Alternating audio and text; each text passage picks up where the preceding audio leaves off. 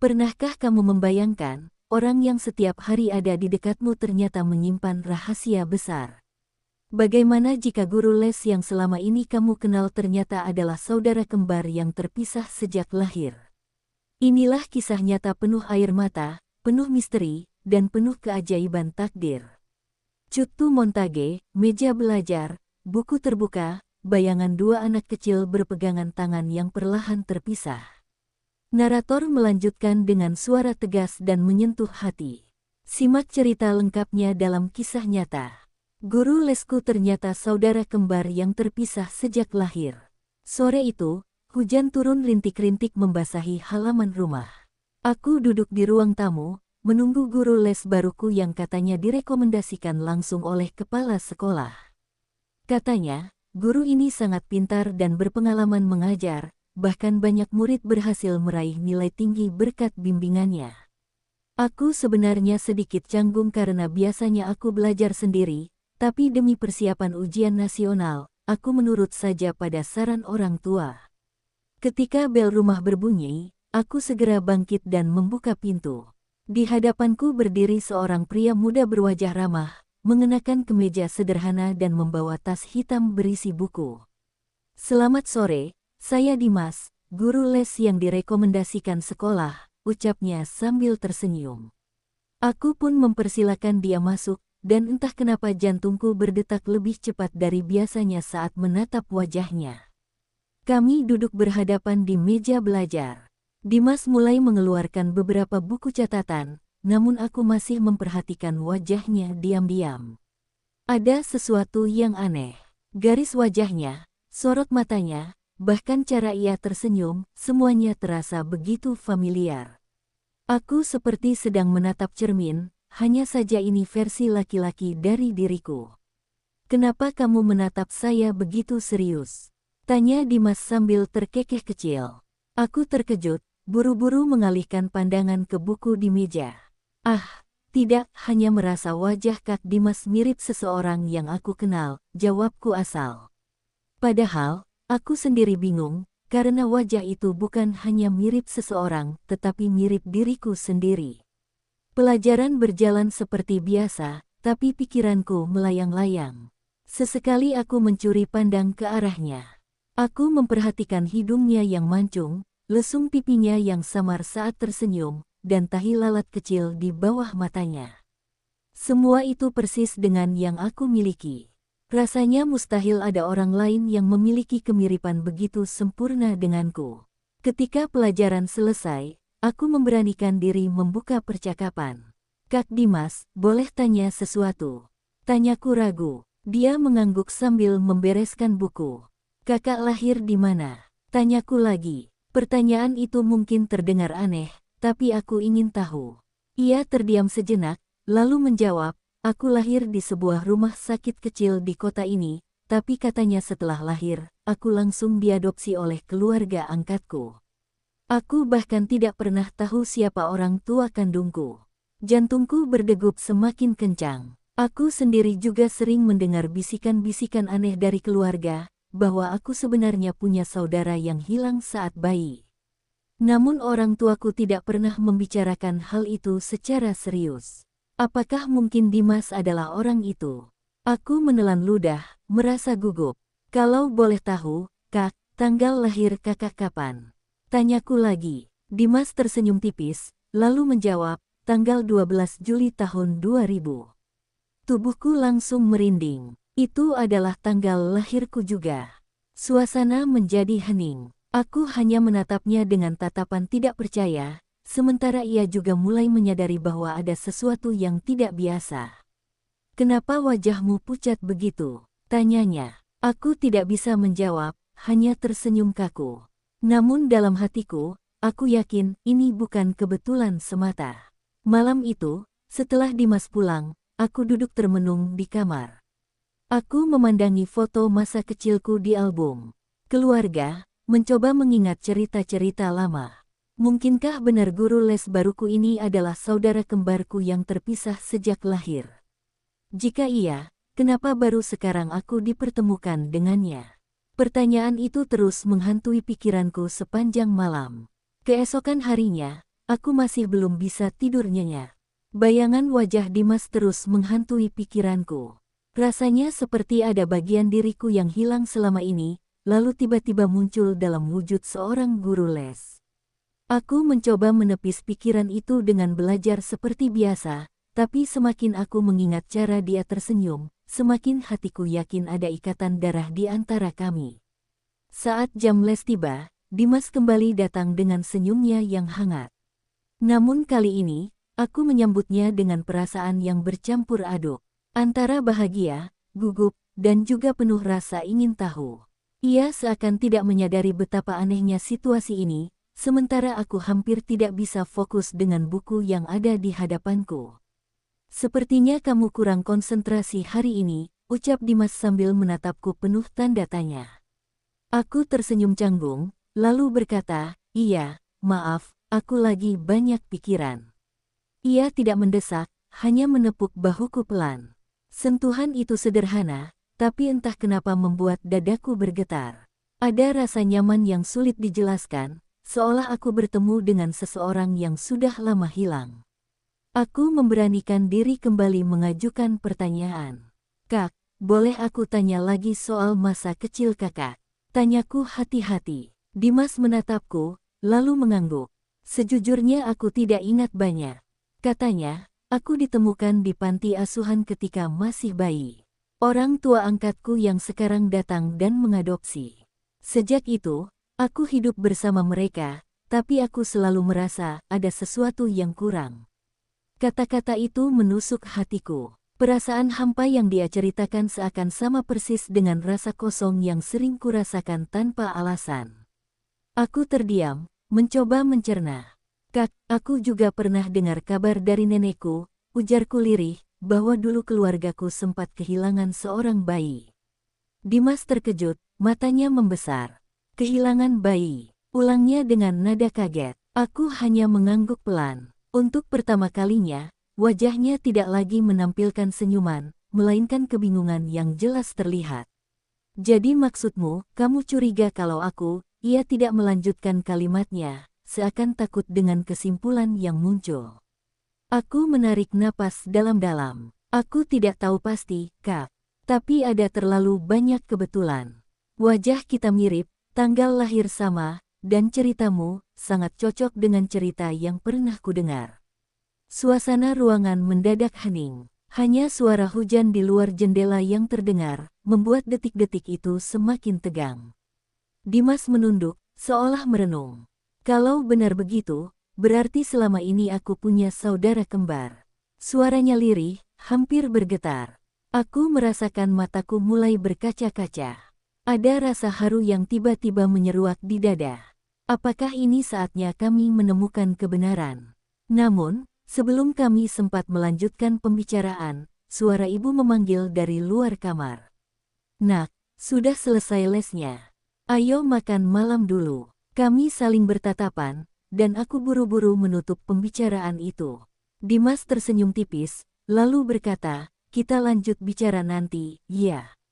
Jangan khawatir, aku juga ingin tahu lebih banyak. Malam itu, aku tidak bisa menahan diri.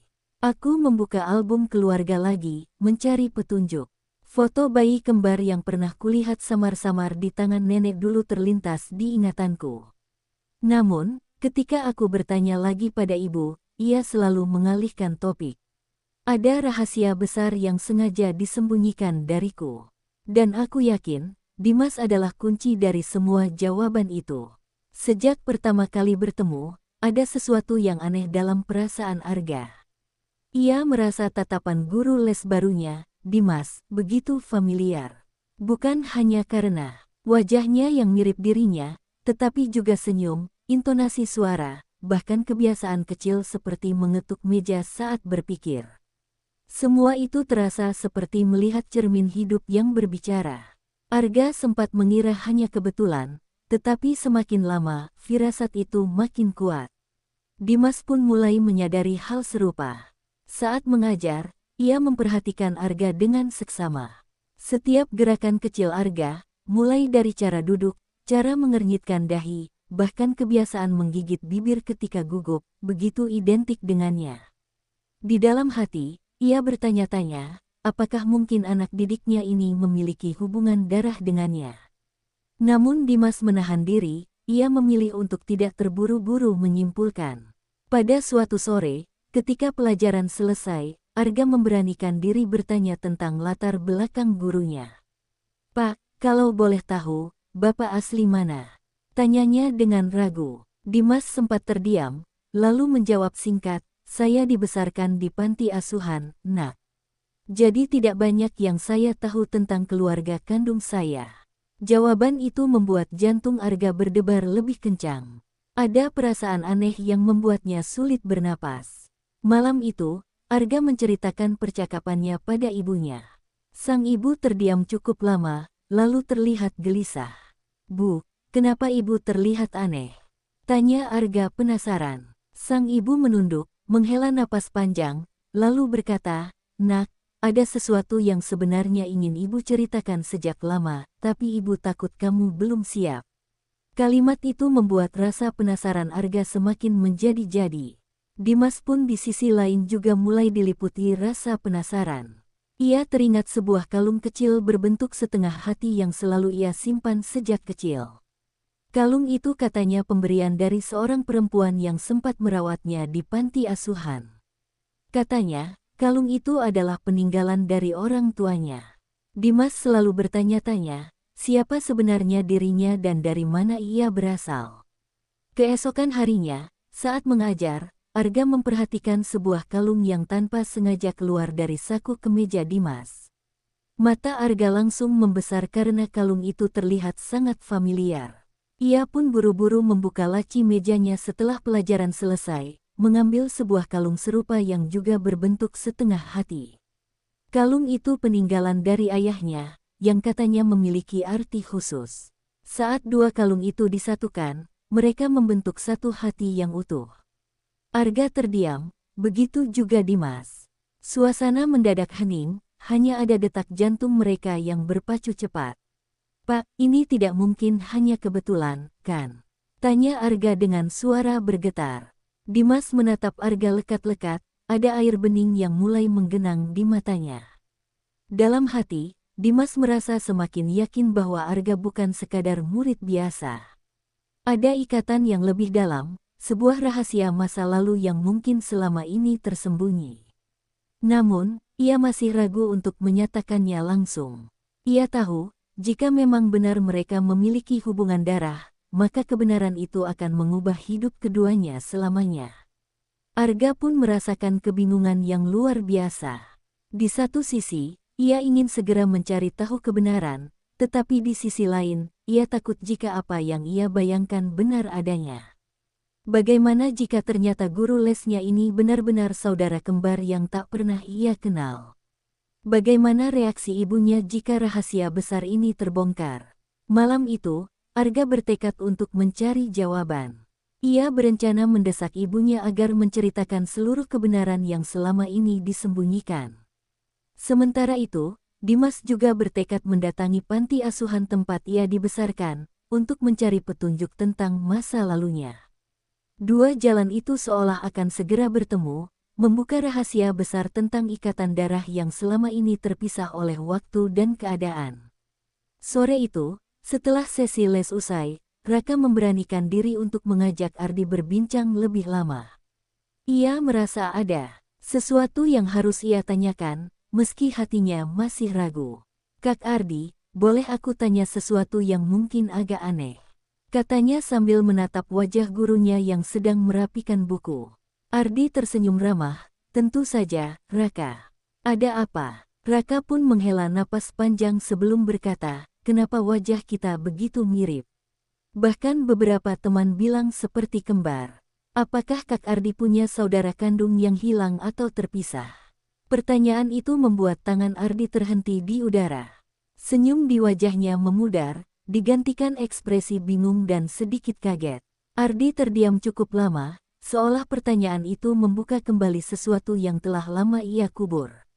"Aku memang pernah mendengar cerita dari orang tua angkatku," ujarnya pelan. "Katanya dulu saat aku masih bayi, aku diadopsi dari sebuah panti asuhan. Tapi aku tidak pernah benar-benar tahu asal-usulku. Raka mendengarkan dengan hati berdebar. Potongan-potongan teka-teki yang selama ini membuatnya gelisah mulai menemukan bentuknya. Jadi, mungkin saja kita memang punya hubungan darah. Tanyanya lirih. Ardi menatapnya, ada keraguan sekaligus kehangatan yang sulit disembunyikan. Keesokan harinya, rasa penasaran Raka semakin besar. Ia memberanikan diri untuk membicarakan hal itu dengan ibunya. "Bu, aku mau tanya sesuatu yang penting," katanya sambil duduk di ruang keluarga. Ibunya menatapnya heran, "Apa yang membuatmu begitu serius, Nak?" Raka lalu menceritakan kedekatannya dengan Ardi, kemiripan wajah mereka, dan cerita tentang adopsi. Wajah sang ibu mendadak pucat, matanya berkaca-kaca. "Raka, ada sesuatu yang belum pernah Mama ceritakan padamu," ucapnya lirih. Raka menunggu dengan jantung berdegup kencang. Ibunya lalu menceritakan kisah pahit bertahun-tahun lalu. "Dulu, Mama pernah melahirkan bayi kembar. Tapi karena kondisi ekonomi yang sangat sulit, kami hanya bisa merawat satu. Dengan berat hati, salah satunya terpaksa kami titipkan di panti asuhan." Air mata sang ibu jatuh, mengalir tanpa bisa dibendung. "Raka, kamu sebenarnya lahir kembar. Saudaramu, mungkin Ardi itu." Dunia Raka seakan berhenti berputar. Ia tak percaya telinganya sendiri. Perasaan campur aduk memenuhi hati Raka, antara terkejut, marah, sedih, sekaligus bahagia. "Kenapa Mama tidak pernah cerita? Kenapa baru sekarang aku tahu?" tanyanya dengan suara bergetar. Ibunya menunduk, merasa bersalah. "Mama takut melukai hatimu, takut kamu merasa berbeda." Tapi ternyata kebenaran ini tidak bisa terus disembunyikan. Raka menutup wajahnya dengan kedua tangan, mencoba mencerna semuanya. Di sisi lain, Ardi pun merasa gelisah sejak mendengar pertanyaan Raka. Malam itu ia duduk termenung di kamarnya, memandangi foto-foto masa kecil yang diberikan orang tua angkatnya. Ada satu foto bayi yang selalu membuatnya bingung. Foto itu tidak pernah jelas, dan ia selalu bertanya-tanya siapa dirinya sebenarnya. Kini, potongan cerita dari Raka mulai menyambungkan semua keraguannya. Hari berikutnya, Raka menemui Ardi dengan mata yang masih bengkak akibat menangis semalam. "Kak, aku sudah tahu semuanya. Ibuku cerita bahwa aku sebenarnya lahir kembar, tapi saudaraku diberikan ke panti asuhan. Dan aku yakin, itu adalah Kak Ardi." Ardi tertegun, tubuhnya gemetar. Air matanya mengalir deras tanpa bisa ditahan.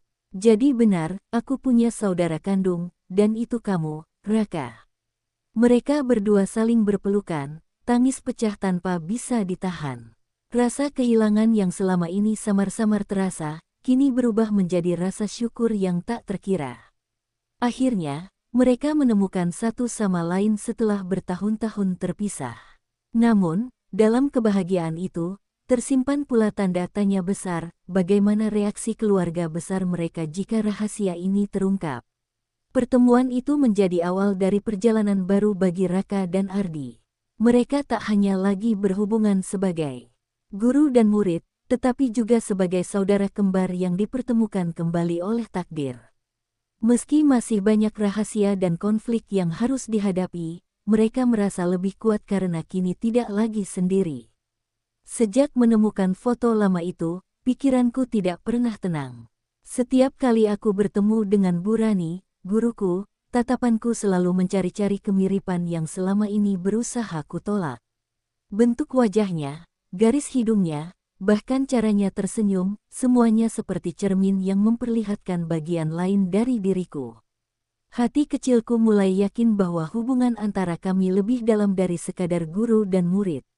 Rasa penasaranku semakin memuncak ketika aku mengingat cerita nenek tentang masa lalu ibuku. Nenek pernah berkata bahwa dulu ibuku melahirkan bayi kembar, tetapi hanya satu yang dibawa pulang. Waktu itu aku mengira cerita itu hanya dongeng belaka untuk menakutiku. Namun, semakin kupikirkan, semakin masuk akal. Bagaimana jika Bu Rani adalah bayi kembar itu? Aku memberanikan diri bertanya langsung kepada ibuku, meski dengan hati yang berdebar. "Bu, Apa benar dulu aku punya saudara kembar? Tanyaku lirih. Ibuku terdiam lama, matanya berkaca-kaca, lalu menghela napas berat. Ada hal-hal yang belum siap kamu dengar, nak, katanya. Jawaban itu justru membuat rasa penasaranku semakin membara. Aku tidak bisa berhenti memikirkan kemungkinan itu. Setiap malam aku duduk di kamar, menatap foto yang kutemukan di laci lama. Foto itu memperlihatkan dua bayi perempuan dengan wajah yang sama persis. Hanya saja, satu bayi tampak dipeluk ibuku, sedangkan bayi lain berada di tangan seseorang yang tidak kukenal. Siapa orang itu? Keesokan harinya, aku menemui Bu Rani di rumahnya. Dengan alasan membicarakan pelajaran, aku berusaha mendekatkan diri. Saat aku memasuki ruang tamunya, mataku langsung menangkap sebuah bingkai foto di meja kecil. Foto itu menunjukkan seorang wanita muda yang sangat mirip dengan ibuku, hanya dengan pakaian berbeda. Aku nyaris terkejut, tapi buru-buru kutahan ekspresiku. Bu Rani menyadari pandanganku yang terlalu lama terpaku pada foto itu. "Oh, itu foto orang tua angkatku," katanya sambil tersenyum tipis. "Aku tidak pernah tahu siapa orang tuaku yang sebenarnya. Aku hanya dibesarkan dengan penuh kasih oleh mereka."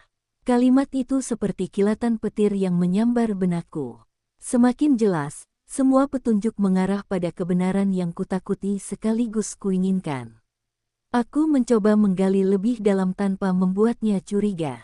"Bu, apakah ibu tidak pernah ingin mencari tahu asal-usul keluarga kandung?"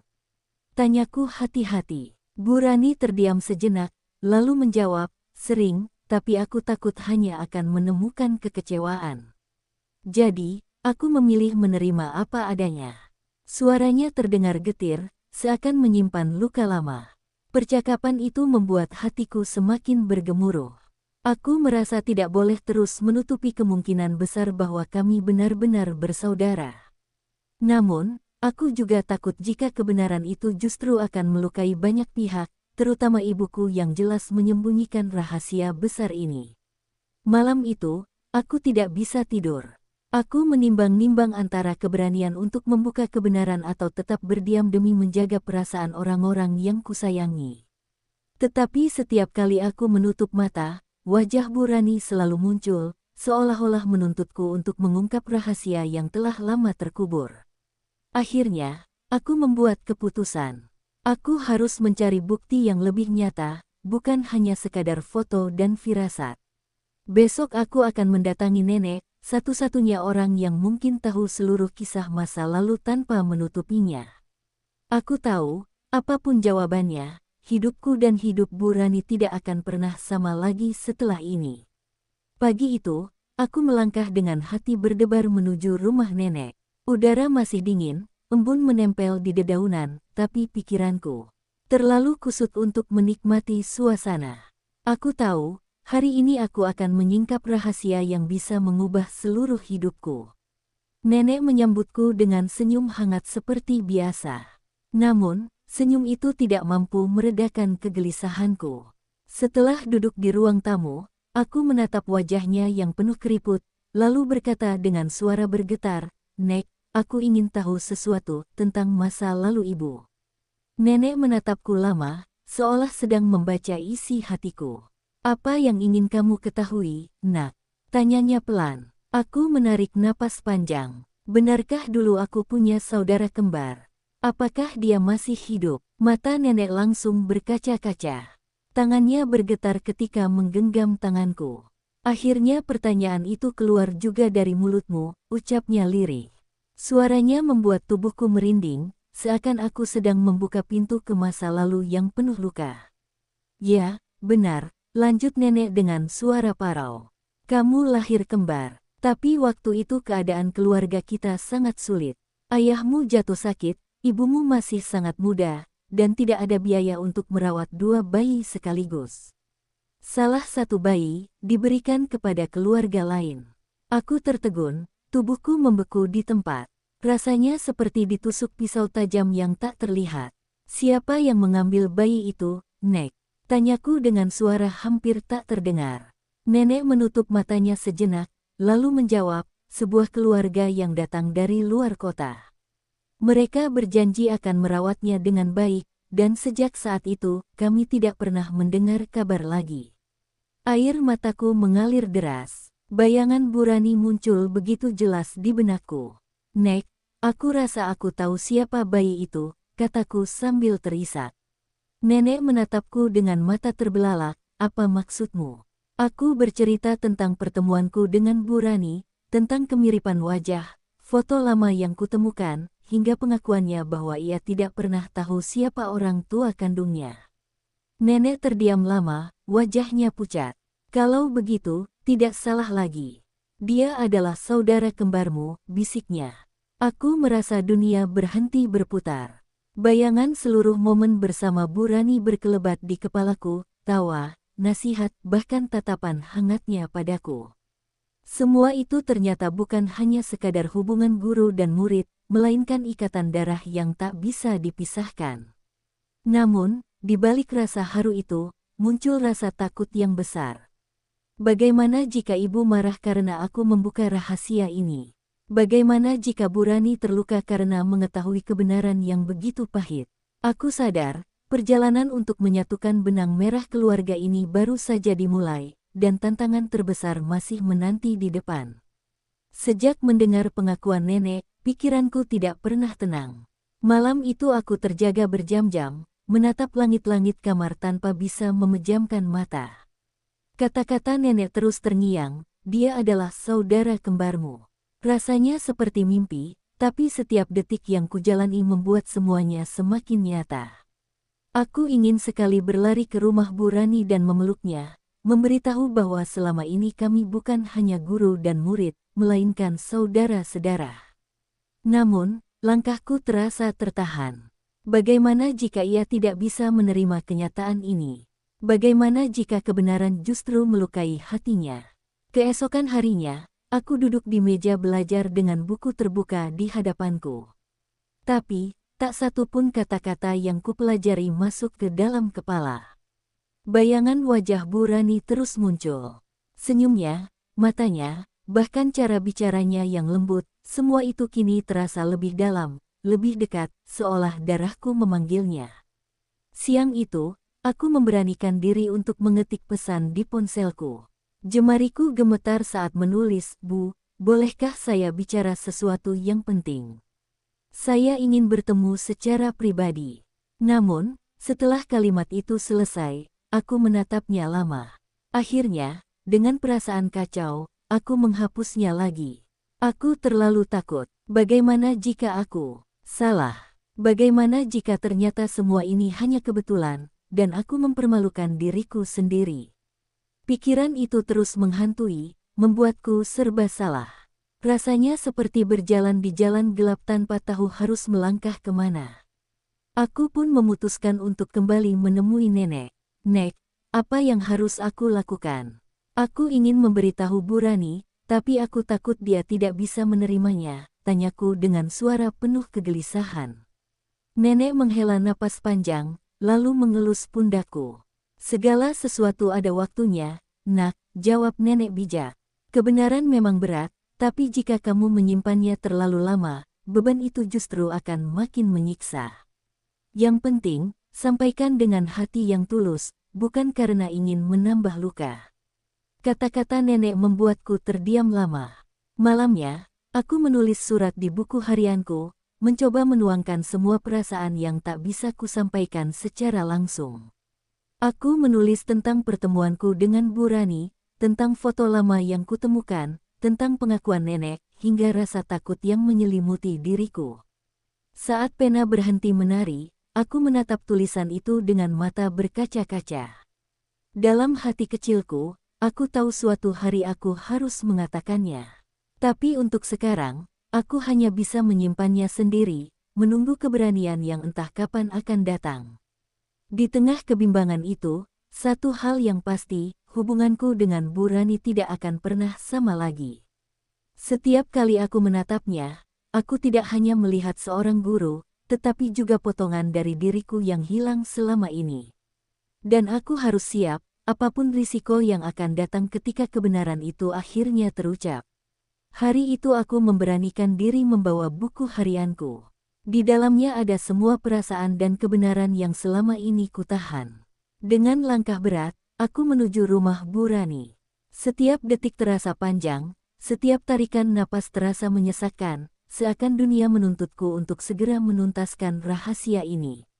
Ketika Bu Rani membuka pintu, senyum lembutnya menyambutku. "Oh, kamu datang. Ayo masuk, nak." Suaranya hangat seperti biasa, tapi justru itu membuat hatiku semakin bergetar. Aku menunduk, mencoba menahan air mata yang hampir jatuh. Kami duduk berhadapan di ruang tamu. Aku menggenggam erat buku harian itu, lalu berkata dengan suara bergetar, "Bu, ada sesuatu yang harus saya katakan. Sesuatu yang sangat penting." Bu Rani menatapku heran, namun tetap sabar menunggu. Dengan tangan gemetar, aku membuka buku itu dan menyerahkan padanya. "Semua sudah saya tulis di sini, Bu. Tolong bacalah." Ia menerima buku itu dengan alis sedikit mengernyit, lalu mulai membaca halaman demi halaman. Semakin jauh ia membaca, matanya mulai berkaca-kaca. Tangannya bergetar, bibirnya bergetar menahan isak. Saat tiba di bagian pengakuan nenek bahwa ia adalah saudara kembarku yang terpisah sejak lahir, Bu Rani menutup mulutnya dengan tangan. Air matanya jatuh tanpa bisa dibendung. Apa, ini benar?" Suaranya lirih, hampir tak terdengar. Aku mengangguk pelan, lalu menceritakan kembali semua yang kuketahui, tentang foto lama, cerita nenek, dan semua keraguan yang kutahan. "Saya takut, Bu. Takut ibu tidak bisa menerima saya," ucapku dengan suara parau. Tanpa ragu, Bu Rani langsung memelukku erat. Pelukan yang hangat, tulus, dan penuh air mata. "Bodoh sekali kamu kalau berpikir begitu. Kamu adalah darah dagingku, adikku. Selama ini aku mencari sesuatu yang hilang dalam hidupku, dan ternyata itu adalah kamu." Aku menangis dalam pelukannya. Rasa hampa yang selama ini kurasakan seolah terisi penuh. Semua kebimbangan, ketakutan, dan keraguan sirna dalam sekejap. Yang tersisa hanyalah kebahagiaan karena akhirnya aku menemukan bagian dari diriku yang hilang. Hari itu, aku dan Bu Rani duduk lama sambil saling bercerita. Ia menceritakan kehidupannya sejak kecil, bagaimana ia dibesarkan oleh keluarga angkat, dan bagaimana perasaan kosong selalu menghantui. Aku pun menceritakan masa kecilku yang penuh pertanyaan. Kami tertawa dan menangis bergantian. Kini, aku tidak lagi hanya memanggilnya Bu Guru. Ia adalah kakakku, darah dagingku, keluargaku. Dan aku berjanji, tak akan pernah lagi melepaskan ikatan ini. Karena ternyata, dalam takdir yang pelik sekalipun, cinta dan darah akan selalu menemukan jalannya untuk kembali bersatu. Terima kasih telah menonton kisah nyata berjudul Guru Lesku Ternyata Saudara Kembar yang Terpisah Sejak Lahir. Semoga cerita ini memberi pelajaran bahwa seberapa jauh pun kita terpisah, darah dan cinta keluarga akan selalu menemukan jalannya untuk kembali. Jangan lupa like, share, dan subscribe agar tidak ketinggalan cerita menarik lainnya. Sampai jumpa di kisah berikutnya.